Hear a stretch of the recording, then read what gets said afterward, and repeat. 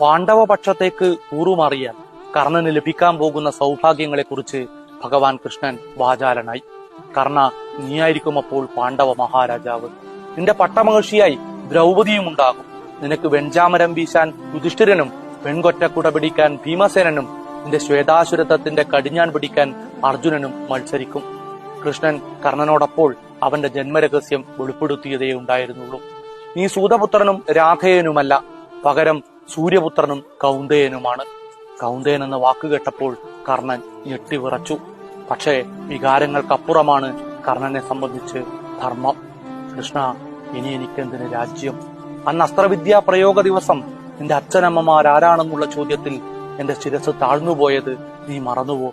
അന്ന് ആ കാഴ്ചത്തട്ടിലുണ്ടായിരുന്ന എന്റെ പെറ്റമ്മയ്ക്ക് ഉയർത്തണമെന്ന് തോന്നാത്ത ആ ശിരസ് ഉയർത്തിയത് ദുര്യോധനനാണ്. അവൻ എന്നെ അംഗരാജ്യത്തിന്റെ രാജാവാക്കി.